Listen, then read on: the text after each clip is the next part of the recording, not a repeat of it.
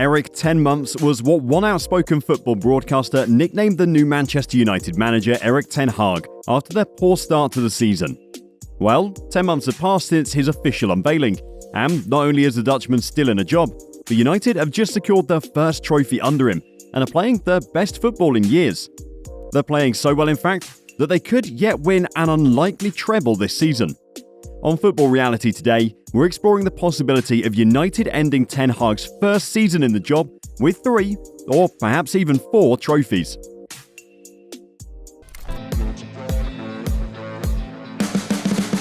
The end of February will live long in the memory of United fans.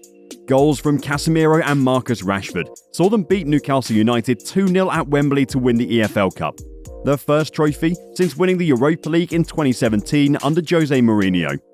That came days after beating Barcelona 2-1 at home and 4-3 on aggregate in the playoff round of the Europa League in a battle of European royalty.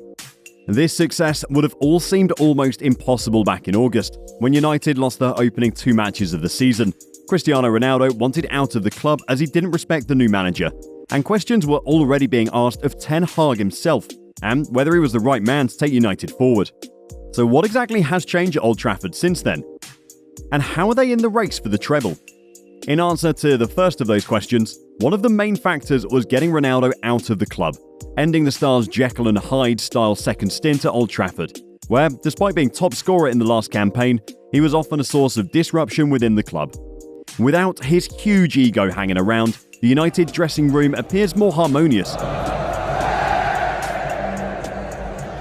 creating an atmosphere that is indeed united. Moreover, the introduction of new signings Lisandro Martinez and Casemiro, plus Ten Hag being given time to implement his tactics, have allowed United to build a strong spine to their team, as we covered in a previous video. Then, there's been the re-emergence of one player who often went missing last season. With 25 goals and 9 assists so far this season, 10 goals in his last 10 Premier League matches, and scoring at Camp Nou and Wembley, Marcus Rashford is up there with the most informed strikers in the world. Compare that to last season, where he mustered just 5 goals and 2 assists across the whole campaign. With Rashford's productivity up top, plus Ten Hag getting the best out of the likes of Bruno Fernandes and Casemiro, has seen United become a force to be reckoned with once more. Now then, about that treble. Well, thanks to that victory over the Magpies last month, United have already got 1 trophy in the bag for this campaign. So much of the attention was on Newcastle before the match, who were in their first cup final since 1999 and were looking for their first silverware since 1969. But Man United put in a professional performance and won the cup in relative comfort. That summed up United's run through the competition. The only goals they conceded were in their 4-2 win in the third round over Aston Villa, before seeing off Burnley and Charlton at home, and then humbling Nottingham Forest 5-0 on aggregate in the semi-finals. Staying in domestic territory, United could well still win both English Cup competitions this season. Their first win in March was a come-from-behind 3-1 win over West Ham in the 5th round of the FA Cup, after they got the better of Everton and Reading respectively in the previous 2 rounds. United are second for the most FA Cup wins in history with 12, but last won the competition under their previous Dutch manager Louis van Gaal in 2016. United will host Fulham in the quarter-finals.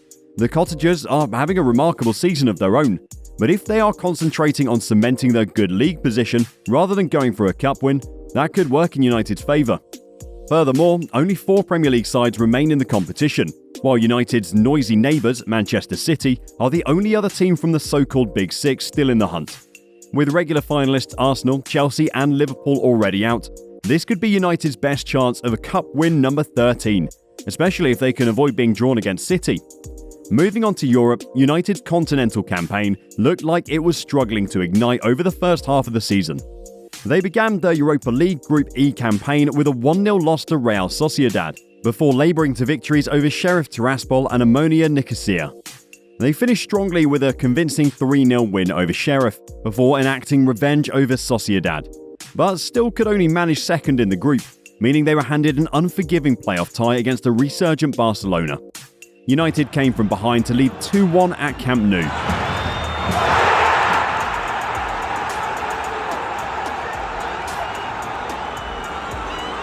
Before Rafinha equalised, before they did the same at Old Trafford through Fred and Anthony.